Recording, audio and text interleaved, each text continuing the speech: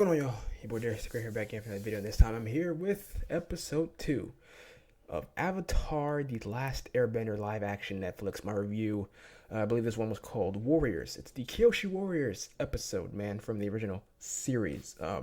Not gonna go too long on this one like I did in the first episode review. That one was a little longer, but this one's gonna be real clean cut, real concise, real, short, because there's not much to really say about this one in comparison to the first one. Obviously, we get Momo this episode. Oh yeah, it's gonna be spoilers, by the way. Again, it's gonna be spoilers in all these reviews.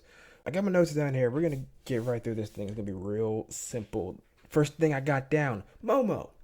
Momo's here, which was great. It was great to see Momo. The CGI is pretty good on Momo. But Suki, once they get into the Kyoshi Island or whatever, right? We meet Suki, of course. We meet the Kyoshi Warriors, the village, and obviously there's some stuff different from the show. One of the biggest things that people were up in arms about when they first heard about it is that, Sokka's sexism. There we go. God. Sokka's sexism was going to be gone because in that episode, if you remember in the original show, if you saw the original show, Sokka had the whole spiel about, oh, you're a girl, girls being, warriors is not a thing. Like he didn't really respect them. He thought like them with their fans, that they were just dancing or whatever. And then he got humbled by them. That doesn't happen in this, in the show, in the adaptation. It's more of a thing where like he looks at her, he tries to be her equal. He's like, okay, you're the leader of your people here. I'm the leader of my people, as far as like the protector warrior type, and tries to, connect with her that way. And honestly, that was the highlight of the episode. It was their relationship, the dynamics, seeing it built, because in the original cartoon, you had 20 minutes. You had a 20-minute episode to get them in a place where you could buy them as potentially a couple, right? And then, of course, when she comes back in later seasons, they build on it. But upon first meeting her in the original show, you got 20 minutes to establish that. Here, I think this episode was like 48 minutes long. And there's a lot of scenes. There's a lot of dedicated scenes showing them, obviously, meeting, showing them, getting to know each other, training together, all that stuff. Multiple scenes where you get to see the layers of development into them eventually being a romantic item. And I thought that was really well done. Obviously, better done here than it was in the show because they have more time. So it's not a fair comparison, but it's just something I really, really appreciated. Just something I wasn't really expecting to walk away like, oh wow, the relationship between Suki and Sokka was really good. It was really good. Something I was really invested in watching it. They also add in Suki's mother, which I don't remember her being in the original cartoon. I don't think she had like a mother there that was kind of like in charge of everything. But I thought she had an interesting dynamic in terms of like once Aang is there and they're like, he's the Avatar. Even though he's the Avatar, she's like, you're still dangerous. Like you should be protecting us, but you didn't protect us. And all the power that you have, people coming after you, it's going to make us here. It's going to put us in danger. I like that. Now, there's some other different changes throughout this episode. A big one is that in the original series, Katara gets the waterbending scroll from stealing it from pirates and stuff. We don't have that. They evidently, I can tell, they cut that out. We're not getting the pirate episode, which makes sense. And instead, Grand gave Katara the waterbending scroll. Like she had it. It was like a thing that's passed down from their families or whatever. And she put it in her bag. And Katara found that out. And she starts learning it by herself, not with Aang. Because remember in that episode in the show, they started learning it together and Aang was just naturally better at it than her and she got jealous and it was a whole thing. That's not here. That's not in this. She doesn't get jealous. None of that. It's just her off on her own studying, the waterbending scroll and learning the water whip and all that different stuff. So some pretty the changes are there. The changes are noticeable, but they don't, they don't make things worse. Like I'm sure there's people online who are just like, oh, they changed. But there's going to be some changes because if there's no changes at all, then you're just watching a carbon copy. And if you want to watch a carbon copy, just watch the original. It's just that simple. a big point of contention for me, a big criticism for me, probably the biggest criticism of the entire episode, something it just stuck in my craw, is at this point Commander Zhao, right? If y'all remember Zhao in the original series, dude he had a presence. Like every time he showed up, from the first time he showed up, really, it's just like, oh, this dude's gonna be a problem. This dude is a problem. This dude, like, Zuko and Iroh give off that energy of, oh god, this dude, freaking Zhao.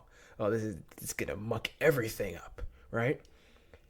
None of that is here in this episode because when we first meet Zhao here, he's not like this commander that has a reputation about him. He's just like a commander on this little outpost that they visit to try and find information about the Avatar.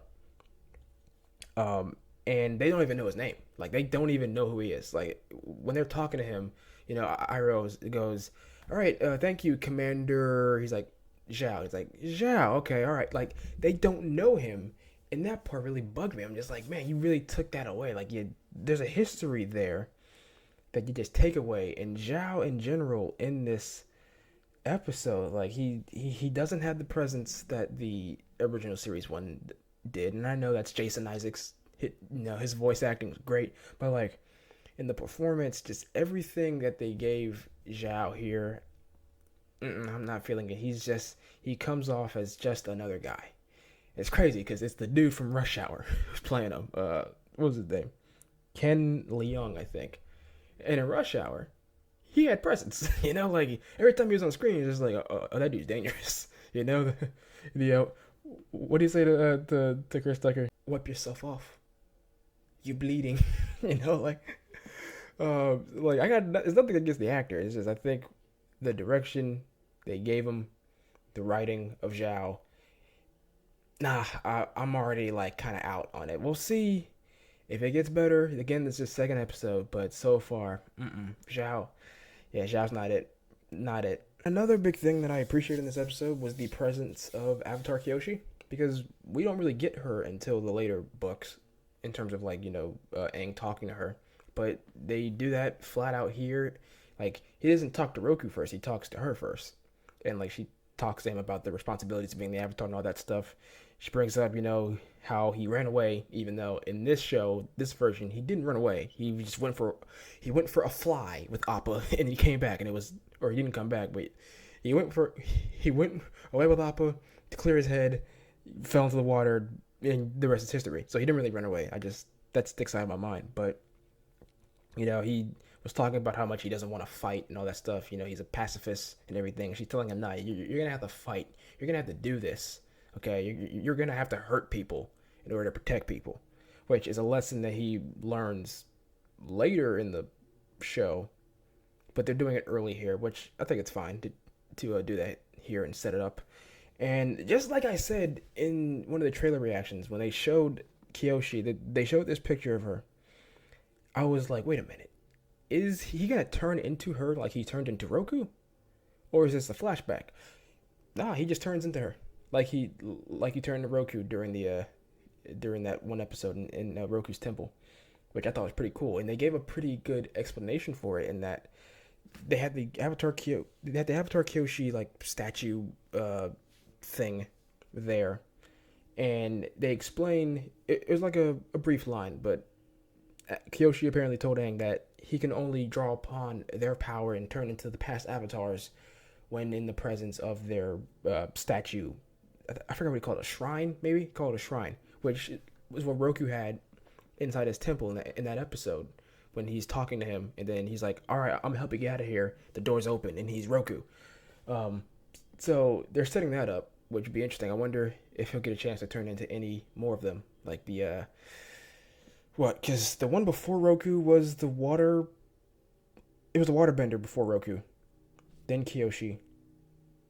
No, it was the air. No, I forgot already. Wait, before Aang was Roku, before Roku was Kyoshi, and then before Kyoshi was the water dude, and then before him was the air nomad lady. Right? I think.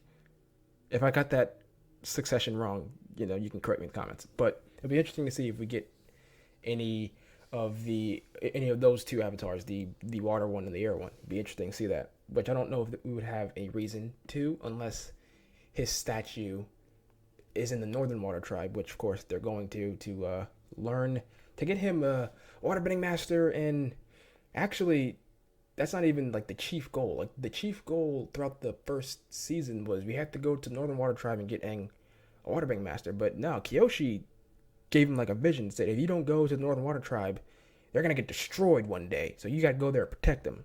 So that seems to be his chief goal, going there and protecting them, stopping something terrible from happening, which if you saw the original show, you know what's gonna happen. And then the waterbending, like learning waterbending from a master is kind of second to that, which interesting change up, but hey, again, kind of trivial at the end of the day.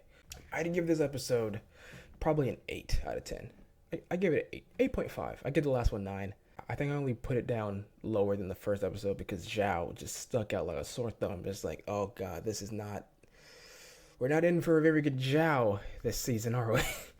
And that's a shame because, again, I hope it changes, but it'll be a shame if Zhao is very lackluster considering his important role that he has towards the end of the show. But anyway, let me know in the comments down below what you guys thought. Have you seen the episodes yet? Have you seen the whole show? Have you binged it all? Let me know all that stuff in the comments down below, and I will see you guys in the next video. Peace.